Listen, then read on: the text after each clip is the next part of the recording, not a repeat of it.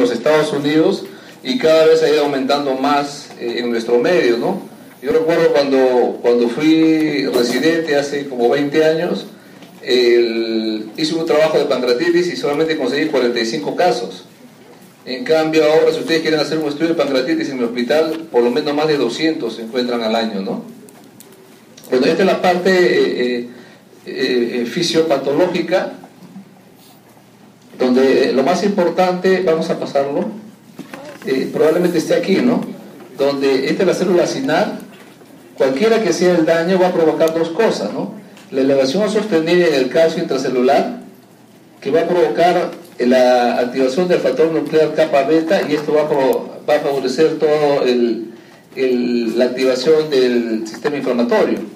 Y por otra parte, acá vemos el gránulo decimógeno y acá vemos el lisosoma.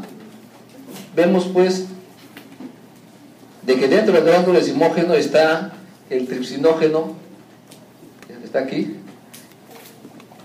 y dentro del lisosoma está la catersina B. Por el fenómeno de colocalización, estos se van a unir en una gran vacuola condensante. De esta forma, la catersina B va a activar el tripsinógeno en tripsina activa, y esto es lo que va a provocar pues la famosa activación intraacinar de las enzimas pancreáticas, ¿no?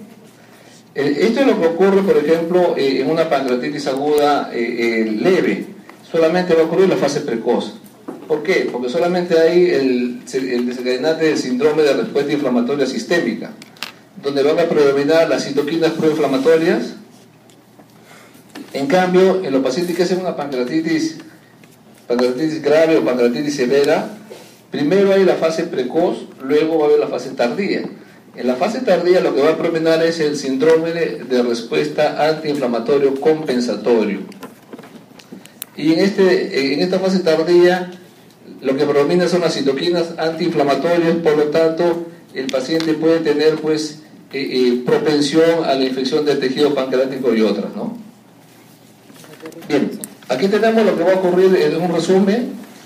Por ejemplo, los eventos intracelulares iniciales, lo que hemos dicho, las normales señales del calcio, los secundarios, la activación del factor nuclear kappa beta, la activación del zimógeno, y los reportes celulares posteriores, el edema, la muerte celular, ya sea vía apoptosis o necrosis, ¿no? La inflamación, el edema y el flujo sanguíneo. Como todos ustedes recuerdan, la apoptosis es la muerte celular programada, por lo tanto, ese es el sistema por el cual hay menor respuesta inflamatoria, ¿no? O sea, uno si quisiera hacer un estudio, por ejemplo,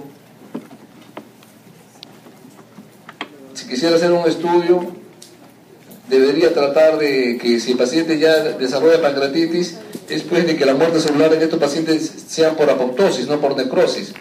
Porque si es por necrosis, aumenta la respuesta inflamatoria y el paciente puede hacer una pancreatitis grave. Bien, esto no ha cambiado desde 2012, la revisión de la clasificación de Atlanta. Ha quedado igual la característica morfológica de la pancreatitis aguda en edematosis intersticial y en necrotizante. En la edematosis intersticial no hay necrosis tisular, y en la pancreatitis necrotizante sí va a haber necrosis tanto del parénquima pancreático o peripancreático. Pero esto quizás sea lo más importante, lo que ven acá. No hay correlación entre la extensión de la necrosis y el riesgo de infección. Esto es, hasta hace un tiempo venía, por ejemplo, un paciente con una tomografía donde decía que había abundante zona de necrosis, como Baltasar E, y el interno se asustaba porque pensaba que estaba grave el paciente, y no era así, ¿ya? Porque como ven ahí, no hay correlación entre la extensión de la necrosis y el riesgo de infección. Bien, esto también se ha vuelto a definir para el diagnóstico de pancreatitis aguda. Fíjense que solamente se requiere 2 de 3 de las características: o dolor, o el aumento de las enzimas, o los hallazgos en las imágenes que sean sugestivos, ¿no? Por eso ustedes van a ver en una imagen que les voy a presentar, donde hay pacientes que hacen pancreatitis grave porque no hay dolor abdominal, ¿no? Y lo descubren que es una pancreatitis grave en la sala de necropsia, ¿no? Y esto también es importante, el otro dato, de cuándo inicia la pancreatitis aguda. es pues definida como el momento de que el paciente presenta el dolor abdominal, ¿ya? No desde el momento que llega a la emergencia, porque muchas veces demora 2 o 3 días de llegar a la emergencia y ya el tratamiento médico, como van a ver ahora, es a veces ya demasiado tardío para el paciente. Bien, aquí tenemos la clasificación de Atlanta del año 92, la revisada que se utiliza actualmente, donde se habla también ya no solamente leve y grave, sino moderadamente grave, y la clasificación basada en determinantes, que es la que utilizan, por ejemplo, los pacientes, los médicos en cuidados intensivos o los cirujanos, ¿no? Donde básicamente la grave la dividen en grave y crítica. Crítica es el paciente que tiene pues necrosis pancreática y falla de órganos persistente o infectada. Este paciente es el que se queda mucho tiempo internado en la sala de cuidados intensivos, y estos pacientes son los que prácticamente van a fallecer, ¿no? Afortunadamente, la gran mayoría de pacientes con pancreatitis son pancreatitis leves, 70-75%. El resto son pancreatitis graves, y los que fallecen en las primeras 2 semanas pueden fallecer por falla de órganos. Posteriormente, cuando hay pancreatitis grave, generalmente fallecen por una infección, pero cada vez esto es menos, ¿no? Por el gran apoyo que hay en las unidades de cuidados intensivos. Bien, otra cosa que van a ver ustedes durante la exposición es que yo no utilizo la clasificación de Baltazar, ¿verdad? ¿Por qué? Porque ahora se ha tratado de definir el cuadro radiológico basado en el contenido y el tiempo de evolución. Si el contenido es líquido puro, o sea homogéneo, y tiene menos de 4 semanas, se considera agudo, es una colección líquida peripancreática. Pero si el contenido es homogéneo, líquido puro, y pasa más de un mes, se le llama pseudoquiste. En cambio, si el contenido es heterogéneo, o sea sólido y líquido, y tiene menos de 4 semanas, se llama colección necrótica aguda. Pasado ese tiempo se le llama necrosis organizada, necrosis encapsulada o necrosis amurallada. En inglés es igual de necrosis, ¿no? Generalmente estos pacientes son los que se infectan, ¿no? Muy rara vez la colección necrótica aguda se infecta. Bien, no todo paciente que llega a la emergencia y por ejemplo hace hipotensión va a tener falla de órganos. Fíjense que acá requiere, según el sistema de puntuación de Marshall, a partir del puntaje de 2, fíjense. Si el paciente puede tener menos de 90 de presión sistólica, pero si responde con fluidos, solamente tiene de puntaje 1, o sea, no ha hecho falla de órganos, ¿ya? Eso es lo que tiene que considerar, porque a veces están sobrediagnosticando pancreatitis grave en la unidad de emergencia, ¿no? Y así se ve, por ejemplo, también con la creatinina. A veces tiene creatinina 1.6, ya dicen falla renal, no es así. Como ve acá, tiene que ser a partir de 1.9. Bien, hay múltiples etiologías de la pancreatitis, de la pancreatitis aguda. Ya a la cabeza, las más frecuentes son la pancreatitis biliar y la alcohólica. Acá en nuestro medio hay mucha gente que toma licor, sí, pero no se ha visto tanto pancreatitis alcohólica. Cirrosis por alcohol, sí. Después vienen otras causas de pancreatitis, como la pancreatitis por ascaris, la pancreatitis por sepre, que afortunadamente está disminuyendo, como van a ver ahora durante la exposición. ¿Y por qué se hace para que disminuya la pancreatitis por sepre? Hay pancreatitis por cáncer también, ¿no? Hay una pregunta que a veces ponemos nosotros: si es un paciente de 80 años y en la ecografía hay un cálculo en la vesícula y es una pancreatitis, el sentido común le debe decirlo: si el paciente tuvo 40 años el cálculo, ¿por qué recién después de 40 años va a tener una pancreatitis, ¿no? No hay que pensar que de repente es un cáncer, ¿no? Todos los virus de la hepatitis provocan pancreatitis. Hay pancreatitis por isquemia. Por ejemplo, yo siempre les cuento eso en la clase, ¿no? Que los japoneses fueron los primeros en diagnosticar la pancreatitis en maratonistas, ¿no? Cosa que a poca gente se le podría ocurrir, ¿no? Porque un maratonista es una persona que está teóricamente sana. ¿Y cuál es la fisiopatología de la pancreatitis en los maratonistas? Es pues que hay isquemia.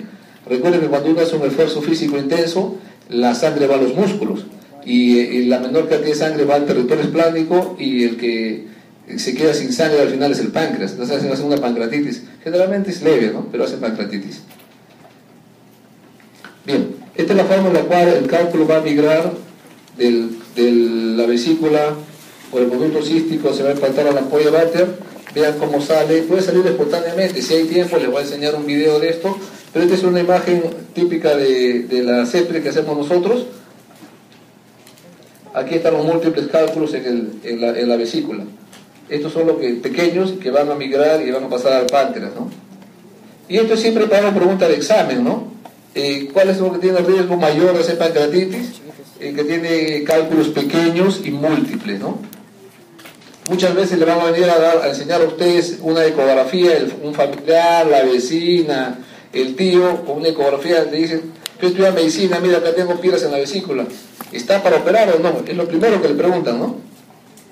Y ustedes dicen, no, que tiene que ser grande para operar. No, al revés, ¿no? Mientras más pequeños debe de operársela por el riesgo de pancreatitis, ¿no? Bien, ahora vamos a evaluar cómo se hace el estudio de la pancreatitis. A ver, ¿quién quiere decirme este es un acróstico o un acrónimo? ¿Ah? Bueno, en realidad no interesa, ¿no? Lo importante es que sepa. Lo importante es que sepa para cómo sirve la evaluación, ¿no? La P es de la perfusión. ¿Qué se debe hacer? Se debe hidratar agresivamente al paciente. Como ven aquí, 250 a 500 mililitros por hora. Nosotros en la sala de CEPRE, allá en el Hospital Loaiza, a veces son viejitos de 70 años y le ponemos 1 litro durante el procedimiento que puede durar 1 hora, 1 hora y media y no pasa absolutamente nada, ¿no? A veces hay mucho temor de la hidratación en los ancianos, pero hay que verlo bien desde el punto de vista de el examen que estamos haciendo. ¿Qué es lo que se debe usar? El lactato de Ringer, porque en los estudios se ha visto que disminuye el CIRS en mayor cantidad de veces que si uno utilizara cloruro de sodio, ¿no? ¿Ya? Bien, en cuanto al dolor se puede hacer 2 cosas. Esto de acá, lo que está en inglés es lo que usan los gringos, ¿no? Morfina, hidromorfono, fentanilo. Nosotros, los de tercer mundo, utilizamos meperidina, tramadol o metamizol. Con la meperidina los gringos tienen mucho miedo. ¿Por qué? Porque les puede provocar calambres musculares o contracturas al paciente. Pero en nuestro medio no hemos visto esos casos porque probablemente no utilizamos tanta dosis como ellos pueden utilizar, ¿no? La meperidina se puede utilizar intramuscular o endovenosa. Bien, en cuanto a la nutrición, si es una pancreatitis leve, al segundo día ya le pueden dar a ustedes alimentación por vía oral. Algunos dicen dieta líquida, otros dicen dieta hipograsa, ¿ya? Pero ya se puede dar, pero tiene que estar seguro que es leve, ¿ya? En cambio, si es una pancreatitis grave, hay que alimentarlos. Lo ideal es alimentarlos por vía enteral, con una sonda, que puede ser una sonda nasogástrica o una sonda nasoional, que es lo mismo, ¿ya? Es lo mismo. Se puede utilizar cualquiera de esos métodos y debe tener alta proteína y baja grasa dentro de las 48 horas y se ha visto que disminuye la mortalidad en la pancreatitis severa. Puede colocarse en la cama del paciente o por guía endoscópica o por guía radiológica. Bueno, menos mal no están durmiendo, esto lo ponía en las otras clases, ahora están bien despiertos, será porque tienen examen, ¿no? Bien, en cuanto a las características clínicas, tampoco yo pongo el score de Ransom, de Glasgow, todo eso que ustedes han visto en sus otros libros, ¿no? Pero lo que sí es cierto es que si su paciente cumple estas características, como tiene más de 55 años, si es gordito, si viene encefalopático o tiene diabetes, cardiopatía, ya preocúpense porque de repente va a ir mal, ¿no? O si tiene 2 criterios del síndrome de repente inflamatoria sistémica, también preocúpense, ¿no? O si en los estudios de laboratorio hay elevación de los productos nitrogenados, aumenta la creatinina, aumenta la urea, hay hemoconcentración, fíjate, hematocrito mayor de 44, ustedes dirán, pero si tiene buena hemoglobina, en realidad no es que tenga buena hemoglobina, sino que está hemoconcentrado porque está muy deshidratado el paciente. Mientras más deshidratado está más hemoconcentrado. Había algunos estudios que decían que esos pacientes iban peor, ¿ya? Eso me pasó a un residente hace como 10 años, quiso hacer un estudio acá en el Perú, pero al final no lo terminó. ¿Por qué? Porque si el paciente venía de la sierra ya tenía pues una hemoglobina alta, ¿no? Y si la paciente era una mujer peruana que de repente ya tenía anemia de base, no iba a ser hemoconcentración, así que al final lo terminó a medias nada más, ¿no? Y si los estudios radiológicos de tamaño pleural también tienen que preocuparse. Bien, esto es lo que le decía, ¿no? A veces el paciente viene por falla orgánica, por distrés respiratorio, llega a la emergencia, hacen lo que tienen que hacer en la emergencia, ¿no? O sea, si tiene distrés respiratorio le ponen oxígeno o lo ponen en máquina, si está hipotenso lo hidratan, le dan vasopresores, o si se muere tiene que ir a la sala de necrosis y ha pasado menos de 24 horas, ¿no? Y hay un gran grupo de pacientes que mueren por pancreatitis aguda grave, ¿ya? ¿Cómo se da cuenta? Recién pues en sala de necropsia, ¿no? Bien, ¿por qué es mejor lipasa que amilasa dosar? Como ven ahí, la lipasa se eleva más y queda más tiempo elevado en sangre y es más específica. Miren las otras causas de elevación de amilasa. Una causa que uno debe de pensar también en una mujer joven con un embarazo ectópico roto y en un paciente de edad avanzada una obstrucción intestinal, ¿no? Yo me acuerdo a veces cuando iba de reciente a responder interconsultas, el interno ya le estaba sacando pues los criterios de Ransom en esa época y no estaba seguro si era una pancreatitis, ¿no? El paciente era con una obstrucción intestinal y de nada valía pues que le esté haciendo el estudio de sacar los criterios de CVDA cuando no estaba seguro qué cosa es lo que tenía en realidad el paciente, ¿no? Entonces, luego hay que ver criterios de gravedad. El Apache es un criterio que se utiliza en todos los pacientes que están en cuidados intensivos. No es pues solamente para pacientes de pancreatitis aguda. Y lo bueno es que se puede calcular todos los días. Por ejemplo, si entró con Apache 9, que ya para nosotros es un pancreatitis grave, si entró con pancreatitis 9, si entró con Apache 9, si al día siguiente tiene 12, físicamente está peor, ¿no? Y si tiene 15, está mucho peor, tendría que cambiar de hospital, ¿no? O ir a otro lugar, ¿no? En cambio, si es al revés, si tenía 15 y después bajó a 10, a 7, quiere decir que está mejor, ¿no? Y también se ha hablado del Apache O, donde se evalúa la obesidad como factor pronóstico que empeora al paciente. Uno de los mecanismos es que disminuye la movilidad diafragmática, ¿no? Y también la obesidad empeora el pronóstico en la pobre moto, ¿no? Que ven ahí. Bien, el score de VISA ha nacido o se desarrolló para tratar de evitar el engorroso evaluación de hacer o de sacar el Apache, ¿no? Como ven ahí, utilizamos 5 parámetros. La B del nitrógeno ureico en sangre, que por un factor se convierte a urea. Ahí es 25, en urea sale 53, no me acuerdo, por ahí es el valor, ¿no? Ya. La I es del deterioro del estado mental, de encefalopatía. La S del CIRS. ¿Ya? La A es de la edad y la P del derrame pleural. Se ha visto que este puntaje se correlaciona con la mortalidad, es muy similar a lo que uno podría sacar el score del Apache 2, ¿no? Y obviamente es más fácil de hacer, ¿no? Esto ha sido probable en 17.000 pacientes y ha sido validado en otros 17.000 pacientes. ¿Por qué les digo esto? Porque de cuando en cuando algunos entusiastas gastroenterólogos sacan su propio score, ¿no? Pero sacan su propio score con 100 pacientes y obviamente 100 pacientes no es pues 17.000, ¿no? 17.000 sí es un valor de que uno le puede hacer un poco de caso, ¿no? Y este es una evaluación que estudia al revés, más bien, ve los pacientes que no son graves, o sea, los no severos. Si el paciente no hay dolor de rebote al examen físico y la matricular de la cantidad normal, se puede catalogar prácticamente una pancreatitis leve en estos casos. ¿Cuál es la ventaja de hacer esta evaluación? Que teóricamente el paciente no requeriría hospitalizarse. Con ello, pues, disminuirían grandemente las hospitalizaciones por pancreatitis aguda, pero tiene que estar seguro que es una pancreatitis no severa, ¿no? Bien, el diagnóstico diferencial hay que evaluar casos de quirúrgico con perforaciones, isquemia, obstrucción intestinal o embarazo ectópico roto o una colestitis trombólico biliar, y hay que evaluarlo, a veces ser un poco investigador para ver esto, ¿no? La parte radiológica, uno puede pedir ecografía al al radiólogo, pero solamente le queremos que nos diga si tiene cálculos o no esa vesícula, para poder inferir que un cálculo de esos migró y provocó la pancreatitis.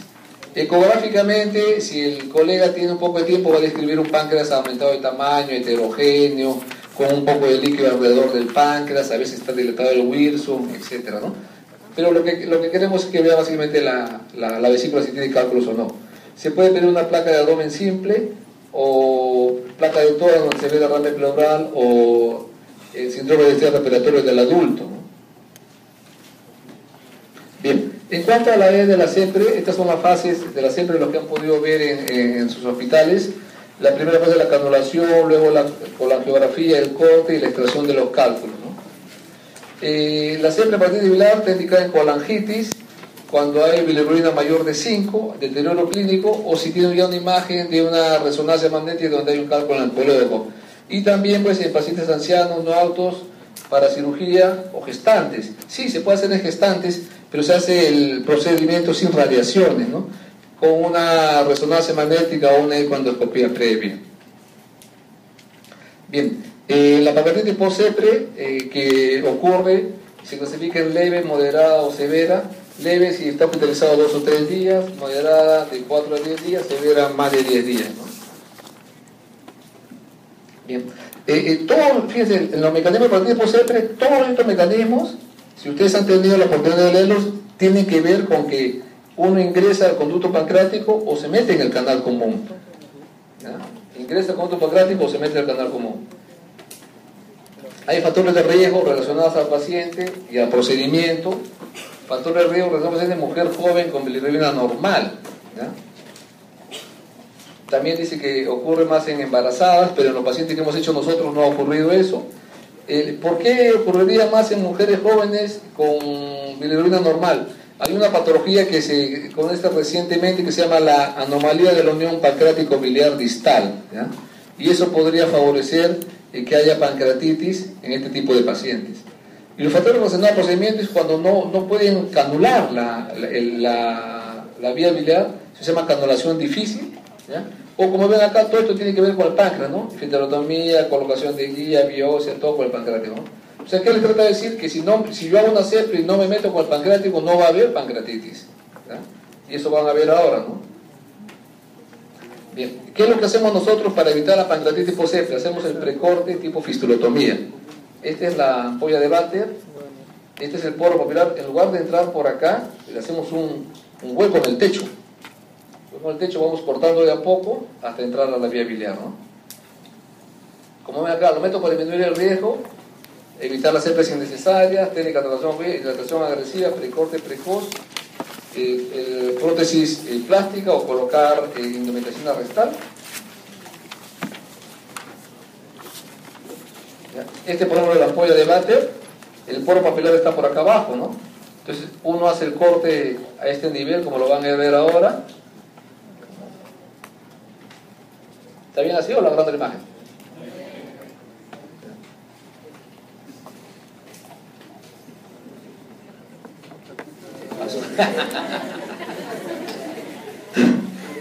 Bueno, al final lo vemos entonces, ¿ya? Entonces, esto que lo vamos a publicar posteriormente, vamos a ver cómo es que uno trata de evitar la pancreatitis post-CEPRE. Medidas generales, una adecuada selección del paciente. Si el paciente no tiene indicación de CEPRE, no hay que hacerle CEPRE, porque eso se complica, ¿ya? Medidas sistémicas, AINES rectales. En nuestro medio todavía no hay AINES rectales. Hidratación agresiva con la de sí lo hay. Y las medidas locales, colocar un stent pancreático, que se requiere cierta técnica para colocarlo, porque a veces uno coloca el stent pancreático y peor, le estamos colocando un objeto extraño al páncreas y puede hacer incluso pancreatitis con ese stent pancreático ahí, ¿no? O el precorte precoz tipo fistulotomía. Esto en realidad significa pues adecuada técnica endoscópica, ¿ya? Adecuada técnica endoscópica. Uno puede utilizar todo lo que está acá en la base, pero si no tiene una adecuada técnica endoscópica, el paciente va a hacer pancreatitis, ¿ya? Y hay varios tipos de precorte, ¿ya? Pero el precorte que no entra al pancreático es el que hacemos nosotros, el tipo fistulotomía. Bien, y esto lo vamos a publicar, lo vamos a presentar primero en septiembre de este año en el Congreso Internacional de Páncreas en Argentina. Bien, esto es lo que les decía, ¿no? El stent pancreático a veces, si uno no lo sabe colocar bien, va a provocar más bien más molestias en el paciente. Bien, a ver, pregunta, a ver, miren, lean muchachos. A ver, es una pregunta de examen, ¿ah?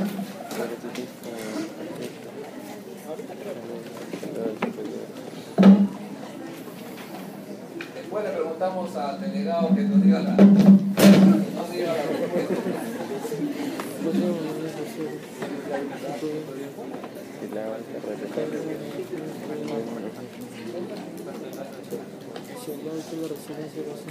A ver, ¿cuál es la respuesta?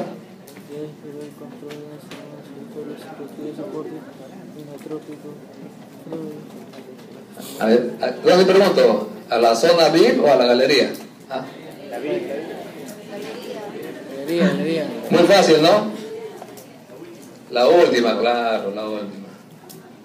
Bien, en cuanto a los antibióticos, solamente se utilizan si es que hay una infección extrapancreática o si es que se demuestra que la necrosis infectada, que la necrosis está infectada. ¿Cómo se demuestra que esta necrosis está infectada? Mediante la punción, aspiración con aguja fina, que puede ser por tomografía idealmente, ¿no? ¿Qué antibióticos se deben usar? O los carbaphenems o una combinación de quinolonas con metronidazol. No está recomendada la antibiótico profilaxis de rutina, ¿ya? No está recomendada. Bien. ¿En qué momento va a una cirugía? Si es una pancreatitis leve, debería ser antes del alta. Pero esto ocurre solamente en las clínicas, ¿no? En el Seguro Social y en los hospitales de salud no ocurre eso. Ellos prefieren que nosotros le hagamos la CEPRE y después ya, cuando haya cupo, cuando haya camas, lo hospitalizan y le sacan la vesícula a la paciente. Si uno no le saca, si uno no le hace la CEPRE a estos pacientes que han hecho una pancreatitis biliar, en el interín de que están esperando que cama para que la operen, hace otra pancreatitis biliar. Bien, en cambio la pancreatitis grave o las necrotizantes se difieren por lo menos más de 4 semanas. El cirujano dice mejor 5 o 6 semanas. O mejor dice lo operen cuando esté de vacaciones, dice, ¿no? ¿Por qué cuando esté de vacaciones que lo opere otro? Quiere decir, pues, ¿no? Porque muchas veces las operaciones donde involucran el páncreas pueden traer problemas.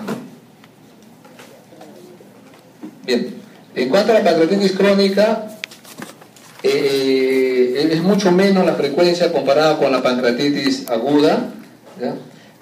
Los cambios son morfológicos y funcionales provocados por el proceso inflamatorio que es irreversible, ¿no? Es típico del dolor postprandial, al final ya sea en esteatorrea, puede ser hiperglicemia. Esto de la dispepsia postprandial o meteorismo a veces es pues, inicial, y también puede tener baja de pesos cuando ya hay el dolor postprandial, ¿no? Tiene dolor postprandial cuando come, entonces para evitar el dolor deja de comer, entonces empieza a bajar de peso. Y lo típico son las calcificaciones, pues en las imágenes, ya sea pues radiografía de abdomen simple, tomografía, CEPRE, etc. Hay varios tipos de pancreatitis crónica. La tipo 1 se caracteriza porque más dan ataques agudos, que es el último paciente que he tenido yo con pancreatitis crónica, que es un descendiente de alemanes. Por eso él dice ¿por qué descendiente de alemán le da pancreatitis crónica, ¿no? Porque se ha puesto a revisar incluso la bibliografía nacional del señor y ha visto que es bien rara, ¿no? La tipo 2 cursa con dolor crónico intermitente. La tipo 3 ya presenta complicaciones, y la tipo 4 es la que ya está al final, ya hay insuficiencia como esteatorrea, diabetes mellitus, etc. Estos estadios generalmente no vemos ya nosotros vemos entre los primeros estadios, ¿no? Bien, ¿cómo uno sospecha o cómo evalúa la pancreatitis crónica? Primero, los factores de riesgo, ¿ya? Los estudios de imágenes, cualquier estudio de imagen donde pueda evaluarse pues el bien del páncreas se pueden utilizar, ¿no?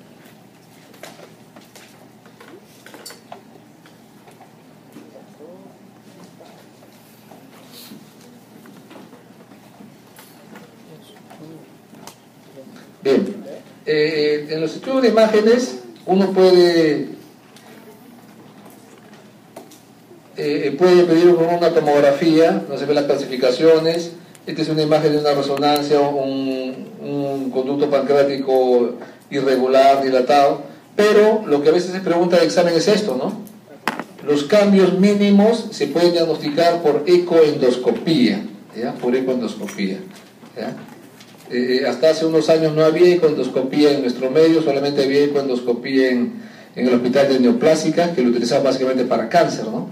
En cambio ya en el Ministerio de Salud, ya el hospital se cuenta con ecoendoscopía desde hace un buen tiempo y se hacen diagnósticos de ecoendoscopía, diagnósticos precoces de parálisis crónica por ecoendoscopía.